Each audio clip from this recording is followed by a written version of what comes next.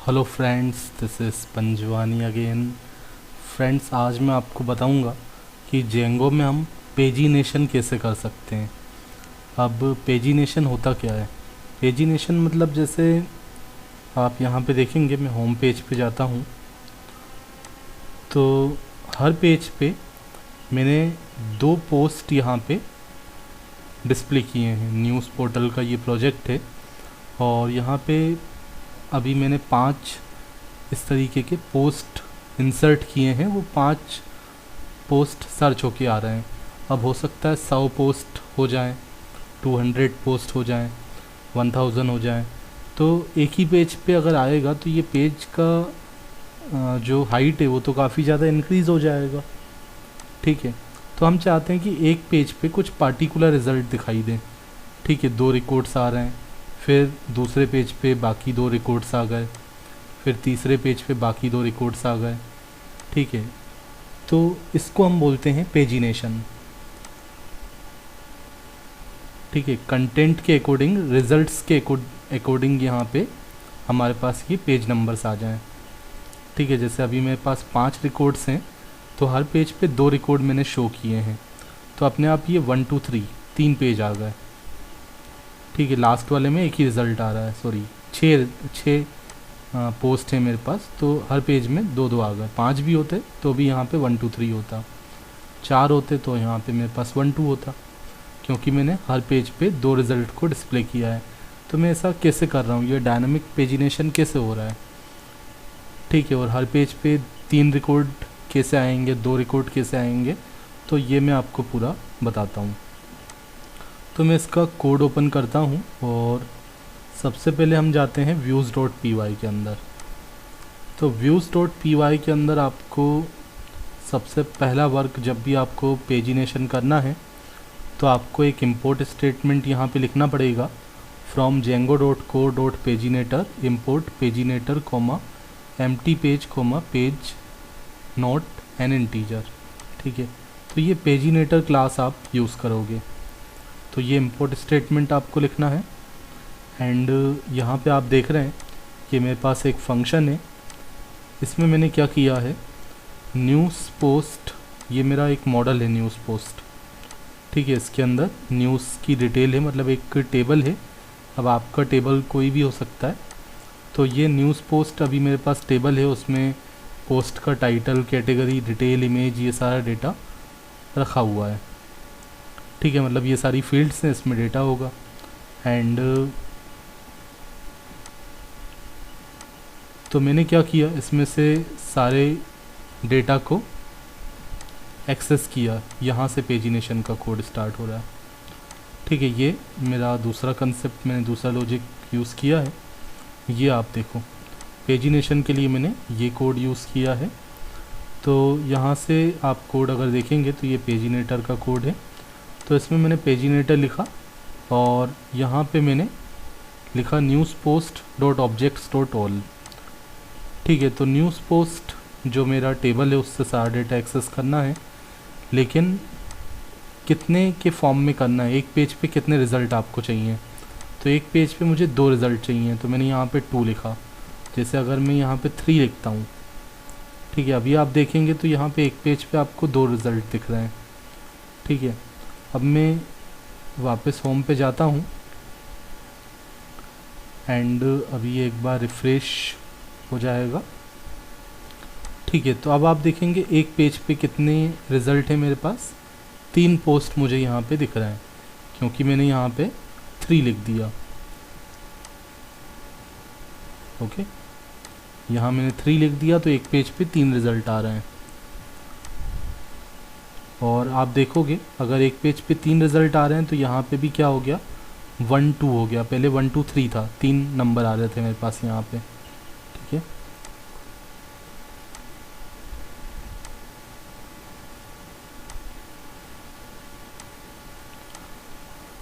तो पेजिनेटर क्लास को आप यूज़ करते हो तो यहाँ पे ये जो नंबर दिया है उसके अकॉर्डिंग हमें एक पेज पे कितने रिज़ल्ट मिलने चाहिए, वो हमारा ऑल अंडरस्कोर पोस्ट में डेटा चले गया। तो एक वेरिएबल के अंदर हमने इसको रिसीव कर लिया। एंड अब आप देखेंगे यहाँ पे ये जो नंबरिंग आपको दिख रही है 1 2, ठीक है, इसके लिए हमने एक डिज़ाइन बनाया हुआ है। ठीक है, जिस पेज पे हम इसको डिस्प्ले कर रहे हैं, तो index.html के अंदर में ये सारा डेटा डिस्प्ले कर रहा हूँ पोस्ट का। ठीक है, पोस्ट का इमेज, पोस्ट का टाइटल, कैटेगरी, पोस्ट का डेट, ये सब डिस्प्ले कर रहा हूँ। ठीक है, तो ये तो मेरा डेटा डिस्प्ले करने वाला कंसेप्ट हो गया। बट यहाँ पे आते हैं हम। ठीक है, ये हमने यूज़ किया है, जो हमने पेजिनेशन नीचे डिज़ाइन किया है, ये नंबर्स एंड प्रीवियस का बटन और नेक्स्ट का बटन, तो उसके लिए आप ये कोड यहाँ पे देख रहे हैं।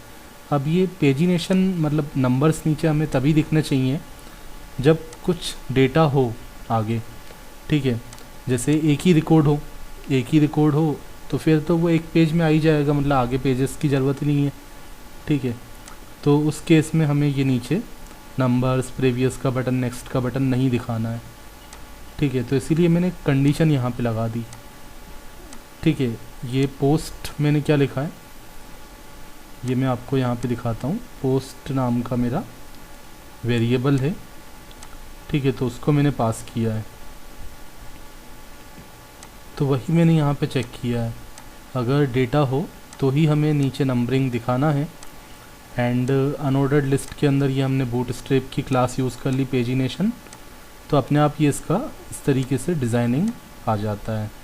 ठीक है, जब हम पेजिनेशन क्लास यूज़ करते हैं तो वो रेक्टेंगल्स के फॉर्म में जो आ गया है वो आपको डिस्प्ले हो रहा है। फिर हमने एक कंडीशन लगा दी यहाँ पे, if post dot hedge previous. ठीक है, अब यहाँ पे एक चीज़ आप देखोगे, जैसे ये प्रीवियस का बटन है, अब ये डिसेबल आ रहा है। ठीक है, अगर मैं सेकंड पेज पे चले जाता हूँ तो अब ये वापस इनेबल हो गया, मतलब अब हम पीछे जा सकते हैं। एक पेज है पीछे 1 नंबर नाम का। ठीक है, पेज 1 पे हम चले गए, ये ऊपर आप देख रहे हैं पेज 1।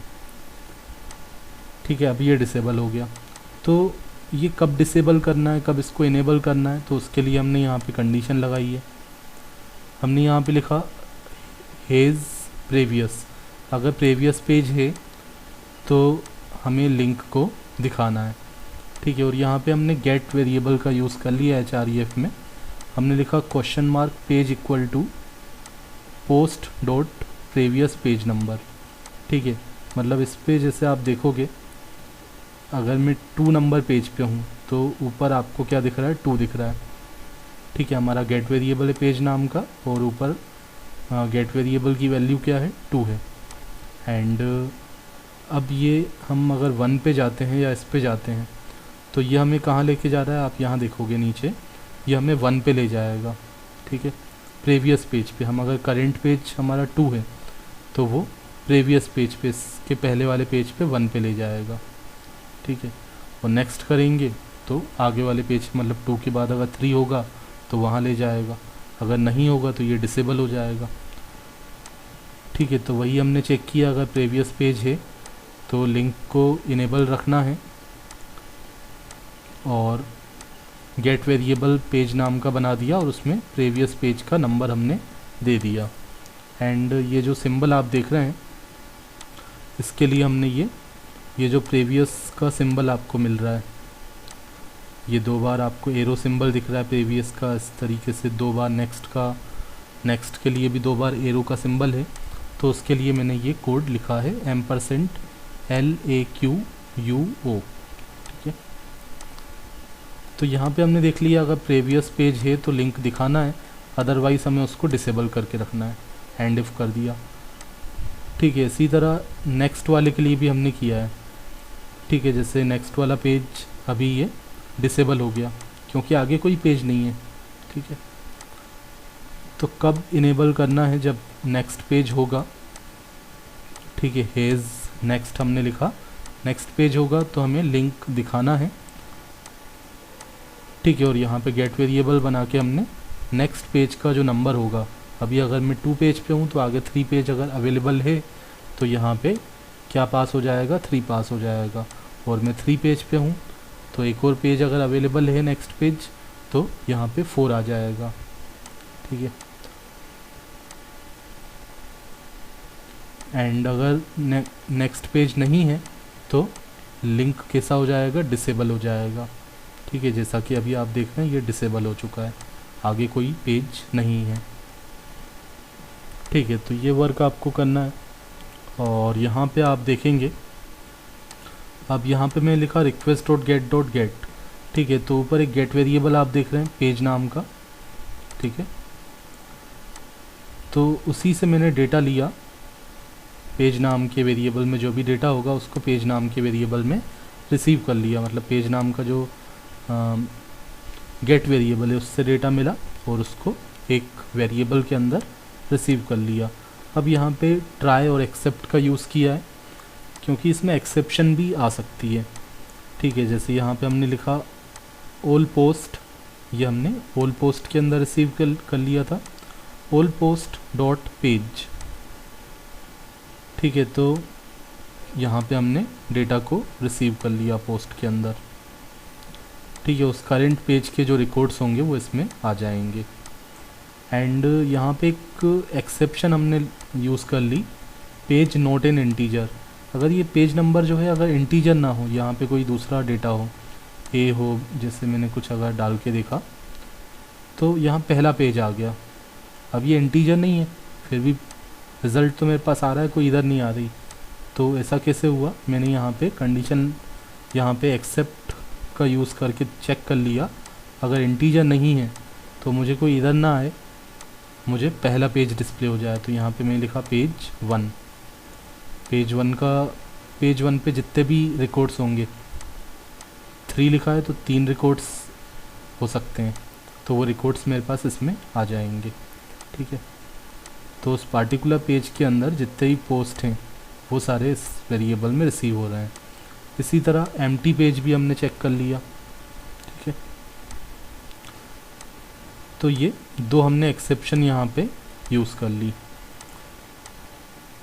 तो ये सारा इसका लॉजिक है पेजिनेशन का।